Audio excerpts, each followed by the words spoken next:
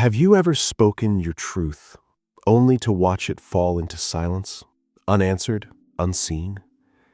You shaped your words with care, you offered your heart gently, and still no one seemed to hear. We often believe that to be loved, we must be understood. So we explain ourselves again and again, rewriting our stories, softening our edges, shrinking our light until we're more echo than voice. But what if peace doesn't come from being heard, but from releasing the need to be?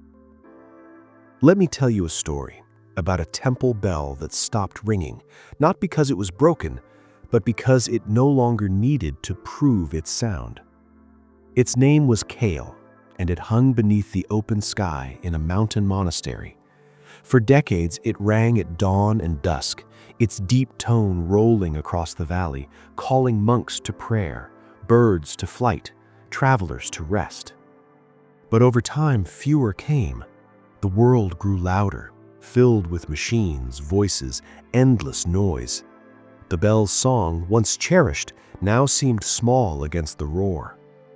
One evening, after striking it with the wooden beam, the young monk Ren waited for the usual ripple of presence, the rustle of robes, the pause in the wind, the quiet sigh of the earth receiving its call.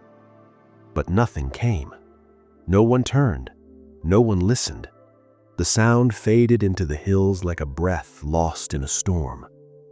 Ren stood there, hand on the beam, heart heavy. What good is a bell if no one hears it? That night he dreamed of the old master. "Why do you grieve the silence?" the master asked. "Because my voice means nothing if it isn't received," Ren replied. The master pointed to the bell. Did the mountain stop being tall because no one climbed it? Did the river cease to flow because no one drank from it? The bell does not ring to be heard. It rings because it is true. Ren woke before dawn. Frost covered the stones. He walked to the bell, placed his palm on the cold bronze surface, and did not strike it. Instead, he sat beside it, in silence.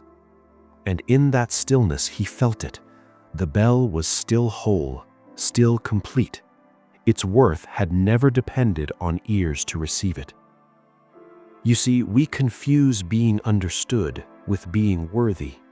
We believe that if our pain isn't validated, our joy isn't celebrated, our truth isn't echoed, then it doesn't matter. But your truth doesn't need witnesses to be real.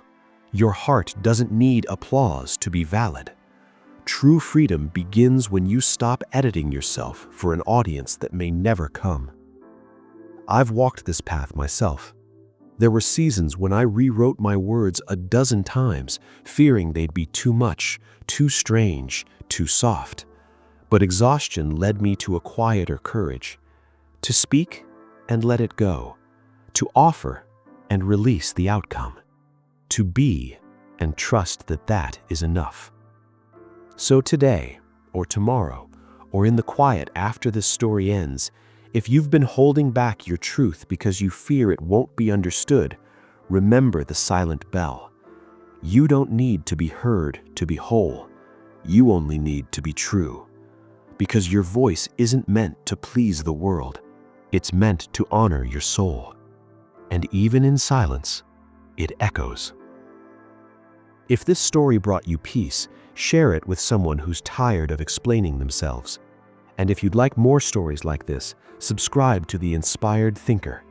Tap the bell so you never miss a moment of peace. Until next time, speak your truth gently, release it freely, and remember, even in silence, you are enough.